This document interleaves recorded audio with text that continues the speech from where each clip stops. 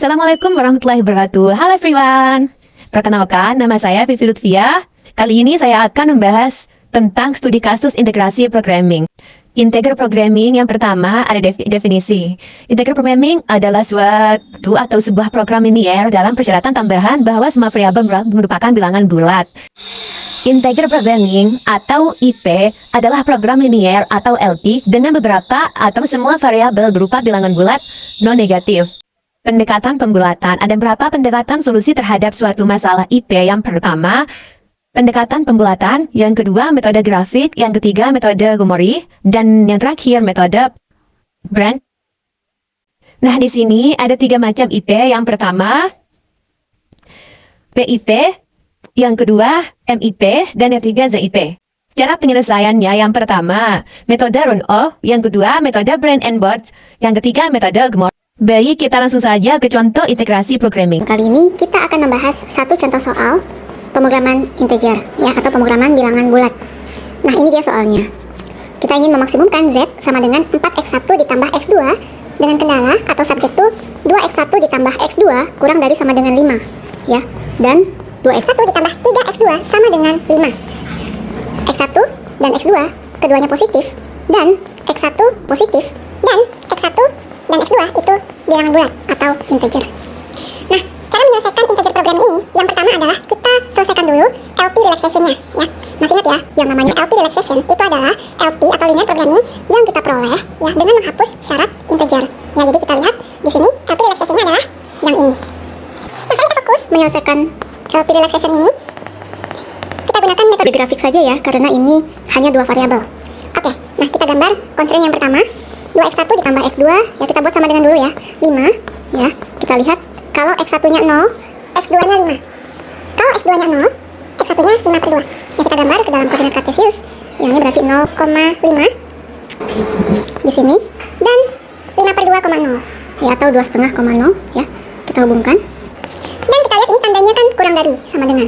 Nah, kita ambil katakanlah titik selidik yang mewakili daerah di bawah garis itu adalah 0,0. Ya, ketika kita substitusikan ke constraint tersebut, akan menghasilkan, iya, 0 kurang dari sama dengan 5. Dan itu betul ya, sehingga daerah visibelnya adalah di bawah garis atau di sebelah kiri garis.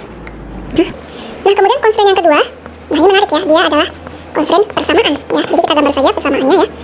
Oke, x1, x2. x1 sama dengan 0, x2-nya adalah, iya, 5/3. Sebaliknya kalau x2-nya 0, x1-nya adalah 5/2, ya, sehingga kita bisa menggambarkan 0,5/3 ya, kira-kira di sini. Dan 5/2,0. Ya, di sini kita gambar. Ya.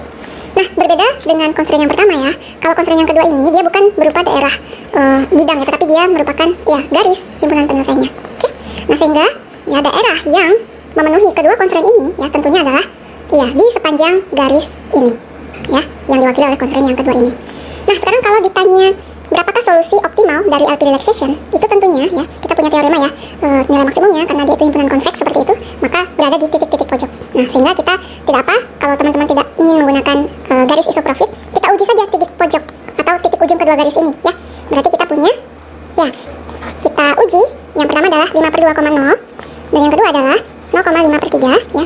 Kita substitusikan ke nilai fungsi objektifnya. Yang berarti yang pertama ini 4 dikali 5/2 ditambah 0. Hasilnya adalah 10. Kemudian untuk titik pojok yang kedua ini, ya, 4 dikalikan x1-nya 0 ditambah x2-nya adalah 5/3. Hasilnya adalah 5/3. Nah, tentunya yang merupakan solusi optimalnya adalah yang memiliki nilai paling besar, yaitu di titik 5/2,0 dengan nilai z 10. Oke, nah itu adalah solusi LP relaxation. Akan tetapi, ya, pada saat kita ditanya solusi dari integer programmingnya, ya, nah, kita tidak bisa membulatkan, ya. Jadi, di sini kan ada 5/2,0. Nah, kalau teman-teman mau membulatkan ke atas ini, ya, 5/2 atau 2,5 ini kita bulatkan menjadi 3, ya, 3,0. Nah, akan tetapi titik 3,0 itu letaknya di sini dan dia di luar daerah visible. Ya, berarti dia bukan solusi visible, ya, apalagi solusi optimal. Ya, berarti tidak bisa kita bulatkan 3,0. Sementara itu kalau teman-teman mau membulatkan ke bawah, ya, jadi 5/2 itu kan 2,5 dibulatkan ke bawah menjadi 2, ya, 2,0. Nah, itu di sini letaknya. Dan dia lagi-lagi bukan daerah visible ya, karena solusi linear programming relaxation kita ini kan tadi berupa garis ini ya. Jadi di luar garis ini bukan merupakan solusi visible. Oke. Nah, jadi pembulatan ke atas maupun pembulatan ke bawah itu tidak menghasilkan solusi visible bagi integer programming. Nah, akan tetapi kalau teman-teman tetap ingin mencari, ya, nah kita lihat di sini, ya, di sepanjang garis ini, ya, titik mana yang merupakan koordinat dari bilangan bulat. Iya, betul ya. Jadi garis ini melewati ya koordinat 1,1. Ya, 1 itu integer dan satu lagi integer gitu ya. Berarti ya solusinya adalah di X1 sama dengan 1 dan X2 nya sama dengan 1 dengan nilai Z-nya adalah 4 dikali 1 ditambah 1. Hasilnya adalah 5. Seperti itu ya. Jadi udah jelas ya apa sih bedanya linear programming dengan integer programming ya. Jadi kalau integer programming ya jelas dia solusinya harus berupa bilangan bulat seperti itu ya. Dan perlu digarisbawahi bahwa solusi integer programming itu tidak bisa kita lakukan hanya dengan pembulatan ke atas atau ke bawah ya. Jadi kita sudah melihat ilustrasi hari ini bahwa pembulatan ke atas dan pembulatan ke bawah itu tidak menghasilkan solusi optimal karena dia berada di luar dari daerah visible. Baik,